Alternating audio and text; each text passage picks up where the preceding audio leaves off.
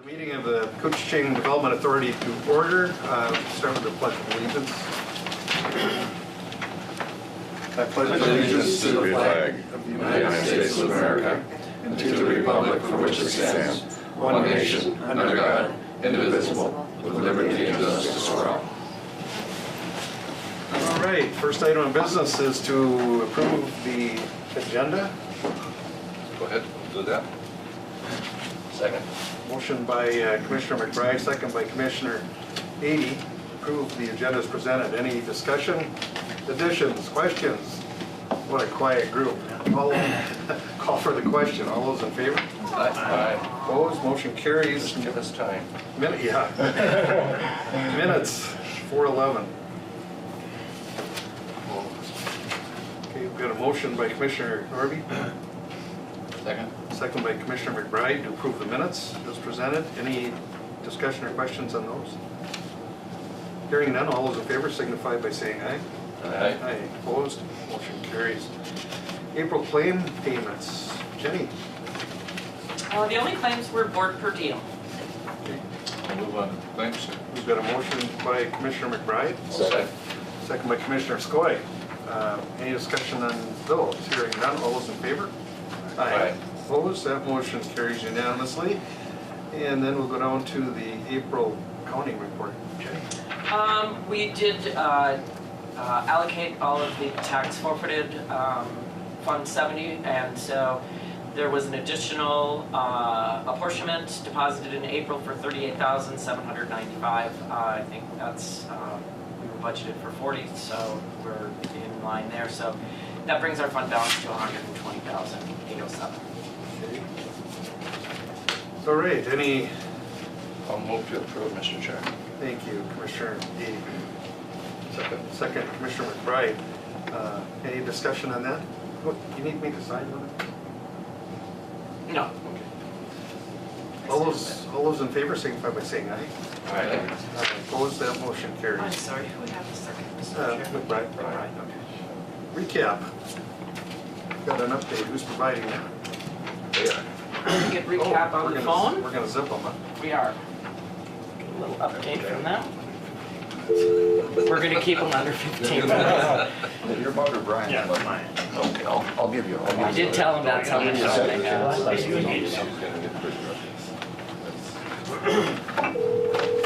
We knew it was coming someday, didn't we?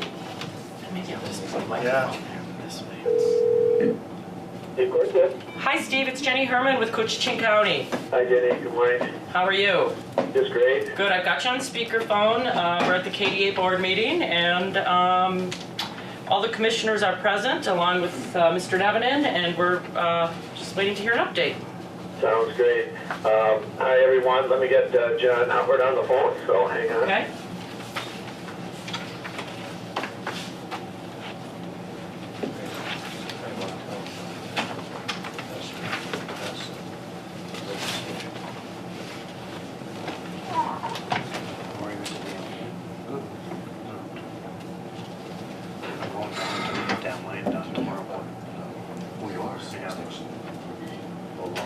John on the phone as well, so good morning commissioners, everyone.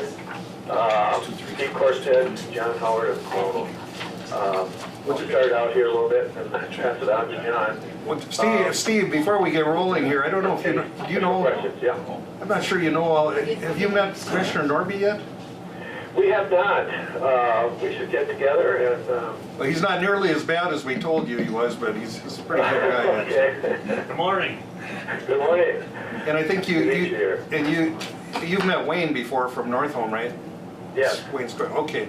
Other than that, it's just the rest of us. We've got a big agenda today on Kevin's plate, actually. So we were hoping. How much time are you thinking here?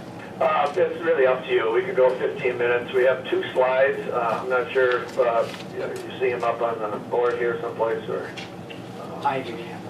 Yeah, we're able to get. we've got the handouts. Jenny In your board pack. produced them. So, well, Kevin, what do you think? I mean, it's your time, so. 15? 15 is fine. All right. 15? Okay. 15 minutes. Let me take the initial here and then pass it on to John here. All right. The As you recall, our funding is both from the U.S. Department of Energy and the Minnesota Pollution Control Agency, including feasibility study money. It was a total of just over $5 million. What we've expended so far is about 80%, and we have 20% left. So we're on the home stretch coming down.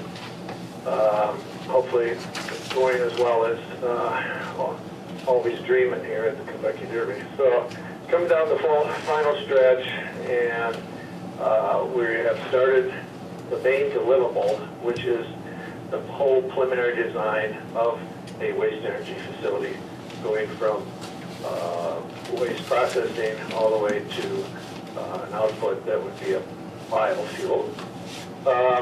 That process has taken some time. We've had 25 confidentiality agreements signed for various vendors on their proprietary equipment and processes, and 5 major specific vendor contracts that total over $800,000. And John will get into those contracts. So we've finished those up as well. Now we're integrating all the systems with our engineer HDR. And that kind of lays out the initial points here. So John, why don't you take it from here? From the slide up there, it should be showing the 4 technology silos.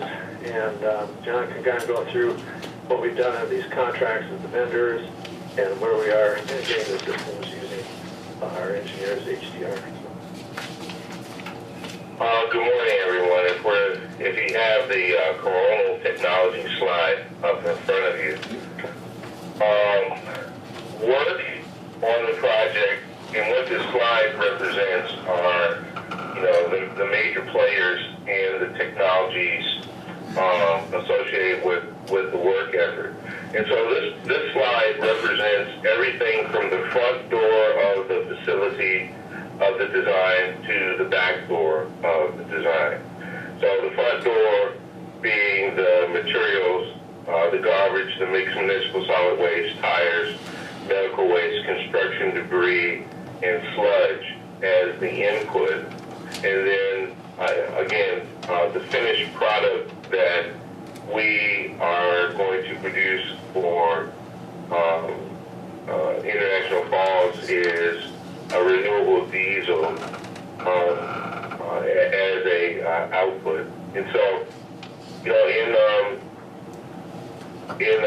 the first bubble, the green bubble with the material recovery, we're working with initially CP Manufacturing. They have put together a solution for this project that takes that waste product in and produces a treated material that the gasifier then can consume. That's the transition from 1 to 2. But what's significant about the first bullet is recyclables are pulled out. Now, you guys Koochiching County currently has a waste transfer site where recyclables are pulled out.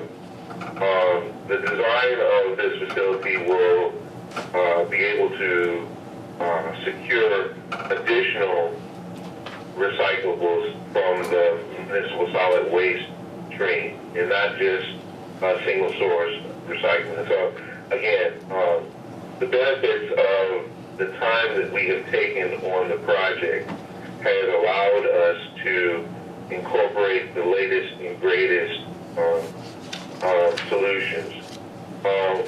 There is another partner there. It looks like a little plane. That company is Energia. What is happening here in the capital, in the Twin Cities, there's a push for organics recovery. And not only here in Minnesota, but in other locations around the United States. The organic recovery, again, is becoming a significant component. Again, because of the time duration of the project, we were able to incorporate this new push. And Energia is a company that can speak to the organics component of your waste stream, and thus additional revenues are potentially recoverable from that process. Moving on to Silo 2, which is the orange, is Westinghouse Plasma Corporation, is the core thermal conversion technology. Now, Westinghouse Plasma Corporation, over the life of this project, has been acquired by Alter NRG, and now Alter NRG has been acquired by Kaidi. It's a Chinese corporation. The technology still is the same. It's functional, but it has changed hands between owners. What's significant about the thermal conversion plasma, it allows us to consume the varying breadth of waste streams. As an example, here in the Twin Cities and throughout the state of Minnesota, you have technology known as mass burn technology. They can handle municipal solid waste, refuse-derived fuels, but they can't necessarily handle tires. They can't necessarily handle sludge. They can't necessarily handle construction debris. Because of the thermal conversion technology we have, that is a viable feedstock with us, and again, it commands more revenue. Moving on, the product of that thermal conversion technology, the two products.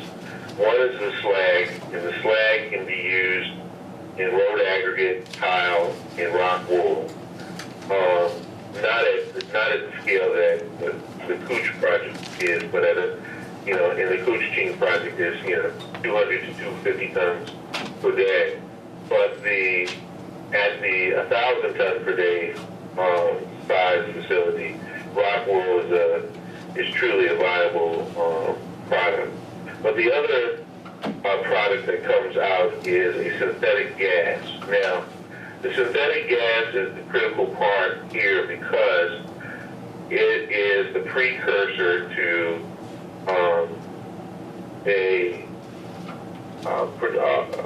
it's a precursor to renewable diesel. And then we have the two other technologies that we go through to get there. But Silo 3, which is the gas conditioning, basically that's the filtration of the whole process. Again, when we first started, if I had to identify the largest technology risk, it would have been, if you were to ask me, I would have said the thermal conversion, Silo 2. What we've learned over the life of this project, the gas conditioning is just as much of a challenge as the thermal conversion technology. And so we've learned quite a bit of how to manipulate the synthetic gas that's created by the thermal conversion technology to then transition that gas, that clean gas, to the fourth technology silo, which is the energy synthesis. And there are a couple of key players there. What looks like the V in the hexagon is a company by the name of Velocis. Velocis takes the syngas that has been cleansed in all of the particulates, all of the poisons, if you will, have been removed from the syngas. And then Velocis takes the syngas and produces a intermediary product that can then be what's known as hydrocracked. Basically, the back half of our facility is a refinery, a small one, but a very efficient refinery. And the other major company there, Haldor Topsoe, which is a Dutch company. Haldor takes the intermediary product that Velocis produces and changes that into renewable diesel and naphtha. And so, again, from the front door of this facility, garbage in, to the back door of this facility, renewable diesel. Those are the products that are consumed and then produced. What's also unique about this solution, there's patent potential information in this design, and that is something also that we're wrapping up as a final, deliverable with the Department of Energy and to Koochiching County and to the state of Minnesota. And so, at the end of the day now is the challenge is to get the document together. We've gotten significant, what's known as process data package, PDP documents from each of these vendors, comprising data, drawings, narrative information, operational information, cost, environmental performance. All of these things are being wrapped up together in our final report. Thank you, John. It's Wade. You getting gray hair yet? Oh yeah. I'm gonna get. Keep our hair. Yeah, we're all doing that. If there's any questions on this, we go to the second slide here. Well, Steve, hold just before you go any further. I want to pull Mr. Nevin up here to the table too, and then Paul, you feel free to comment or ask questions also. Paul's been so involved in this, I thought we better bring him up. All right, go ahead, Steve. Thank you. Yeah. The second slide shows the existing waste energy facilities in the state of Minnesota. John could get into some of the specifics of these operations. But you can see that, the rest of the state's covered, and what's missing is the northeast part of the state having a waste energy solution. These existing ones, as John described, are mass burn technologies that you would be, in a sense, ahead of because of the design that we're doing, bringing it up to a 21st type century waste energy facility. But the key here is the Northeast Waste Advisory Council, NUAC. That's the shaded green area. And we've presented to them and encouraged them to form some kind of waste shed area. You can use a joint powers agreement among counties, and you're all familiar with that because it's a kind of a standard tool among counties for doing various things across county lines. And so we encourage them to form a joint powers agreement and then decide on a waste energy facility for the area. And then we're hoping, the location is in Cooch County. And then, handle the full waste, designate all waste that can go to that facility. Designation can be done under Minnesota statutes, and also the joint powers agreement is all set out, giving quite a bit of flexibility for counties to pull together and form a, in this case, the Waste Authority Board. The most recent one is on the map here. It's Prairie Lakes, and maybe sometime you all can go visit them and look at their joint powers agreement. They've established a few counties together. They're Becker, Clay, Alderdale, Todd, and Medina counties. John, anything more here to add?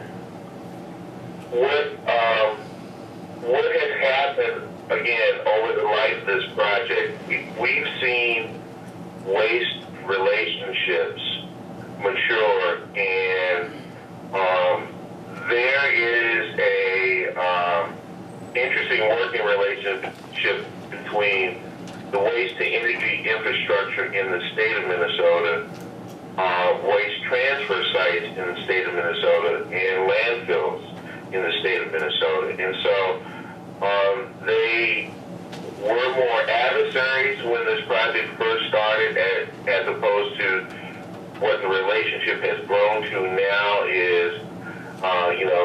congenial working group, but some of the areas like the Prairie Lakes, the Burnham group, they really have a true functional partnership. And what's interesting about that partnership, Steve identified it, waste designation. Waste that occurs in those counties are required to go to that facility as opposed to going to a landfill or outstate or some other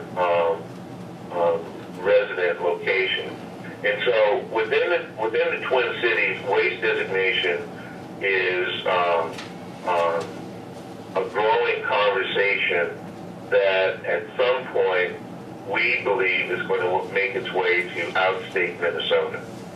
And so again, the NEWAC group represents an ideal discussion committee, if you will, for this same concern of waste designation up in the Arrowhead. Again, our challenge is to put Cooch at the head of that conversation, as you are our client. The Minnesota Pollution Control Agency has tried to foster that relationship of having designated waste-to-energy facilities with surrounding municipalities, but it hasn't made it out as a part of the legislation out to outstate Minnesota yet. However, we predict that that's going to come your way. We need to hire you for a lobbyist then, because our predictions never make it. Well, Commissioner, again, yes, the project has had its own twists and turns, but the majority of the predictions that we've made early on in this project have come to light. I mean, the formation of the waste districts, the landfills now coming to the table and becoming, true partners in the waste and energy concern. The recycling rate that the Minnesota Pollution Control Agency targeted for the state, increasing significantly. For example, St. Louis County is at 50% recycling rate, and so those little nuggets over the years, some of which we predicted, have come to light. And this is yet another one that we see coming. Oddly enough, outside of Minnesota, similar things are happening with places like Florida, New York, Virginia, Maryland, where they have other waste facilities. And so but Minnesota has been recognized as a leader, and so interesting time. Okay, well, thank you, John. Maybe for our newer board members and for the audience, we all talk in acronyms here. NEWAC is the Northeast Waste Advisory Council, of which Koochiching is a part, and I've been your representative since it was formed. And John is absolutely right. I mean, like all the districts, we are looking for solutions, and Mr. Nevin is well aware of that. So to that end, we've had presentations from these agencies, including John and Steve. But Mr. Nevin. Well, guys, I appreciate the update and all the effort. I know that it's represented on a two-dimensional graph, but there's been a lot of, obviously a lot of work with these vendors and getting kind of the best in technology, and having HDR and the Minnesota Pollution Control Agency hanging in there and supporting this type of solution speaks of the work you guys have done. But just on the other side of it too, with the economics, it always comes down to the economics, and I know you guys have done some extensive modeling on revenues and expenses, and what does that look like today, given the vendors and the what you've got created in front of you? Yes, as to capital cost, we're about $100 million for the project when you take all 4 silos and integrate them and so forth. So the capital cost is about $100 million for this size of project. When you go up to a commercial scale, which would be 5 times larger, that's, pushing about $350 million. So these things are not cheap, they're expensive. But on the revenues, there's 4 revenues. You've got recyclables coming in, you get recyclables taken out, and you can sell those to the market. You've got the slag, that is a kind of a road aggregate that can be sold. Of course, you have the syngas that's going into a biofuel. You can sell the biofuel, which meets the EPA fuel, the renewable fuel standards. So you have what's called renewable identification numbers on it, and which gives it a premium cost for it, or price. So you get some good revenues, obviously, for the biofuel output. There is a naphtha output as well that can be sold. And so you've got those revenues. The key here is to keep the operation and maintenance, the O&M, down to a decent size. And here is where the design comes in. We're trying to design and redesign to keep these O&M costs to be reasonable. And so you would end up having a positive cash flow for this demonstration scale project.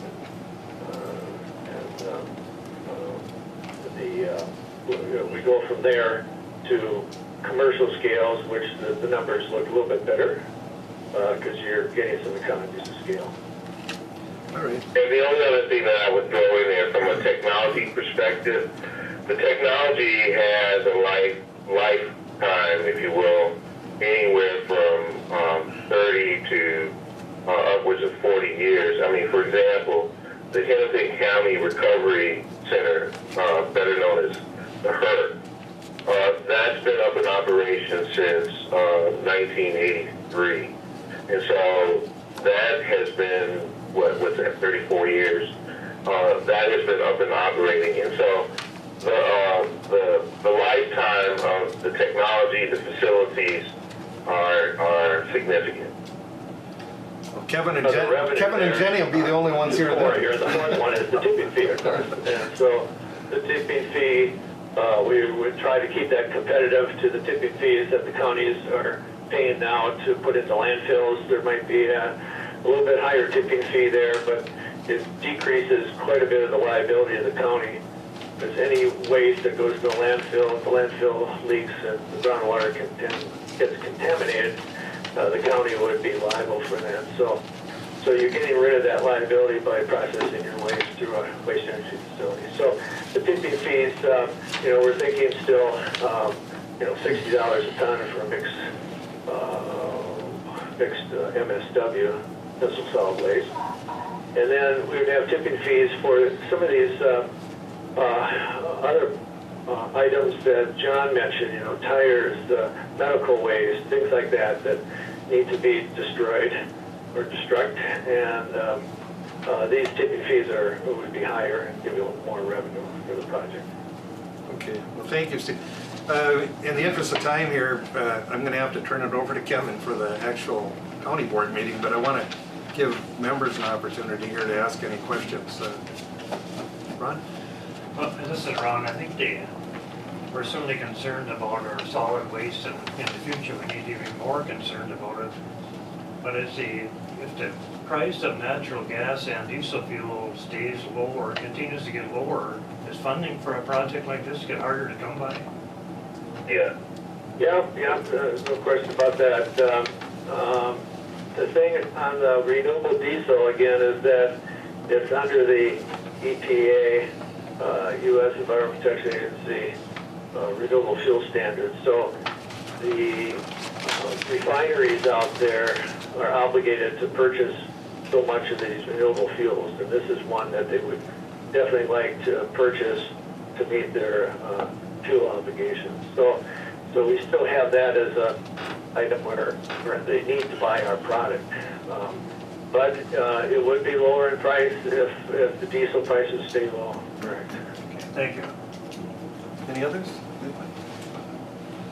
All right, well, John and Steve, good to hear your voices. Haven't seen you for a while. Hope all is well, and thank you for the update. Thank you very much for your time here, appreciate it. Okay. Thanks, Yeah, John. thanks. Steve. You guys take care. Take care. All right, bye-bye. Yeah, if you look at that map, you know, when you're talking the region, of course, in Newark, you can see when you look at that regionally, and you look at the position of International Falls, it's not real, it doesn't get a lot of reception from my fellow members as far as transportation. So it's not a central place for the garbage stream they end up as. Yeah, and that's always going to be an issue there. But anyway, with that, we'll move on then to any other business? Just one quick comment on that. You know, you look at where we're at though, and you look at where we're hauling it now, you know, it's not any different than, you know, Cook County comes over to us. You know, because on that map, you know, we're hauling it up to the extreme northwest corner, right? We are, but the issue is when you're in a joint powers group, yeah. where's the population? I know. The vast majority of the waste is within 50 miles of the Yeah. you know, Yeah. by far, and so Yeah. so it's economies of scale. How do we find a central location that fits population? Yeah. It's not just the geographics. I mean, I'm just telling you that this Yeah. is what I hear from fellow Yeah. members there. Anything else? Okay. Any public comment from the audience? Go ahead, Jim. Yeah. You gotta give, even though we know you, gotta give your name for Jim. Okay, Jim Osselson. And I'm here just to comment on public TV station. Did you get the email? That'll be coming up in the regular county board meeting, which is next. Okay, Yeah. that's all I wanted to make sure that everybody knew about. Yeah, you'll get an opportunity to speak to that. Yeah, it's Oh, I'm forthcoming. leaving. Oh, you're leaving, okay, well. As long as you guys know. All right.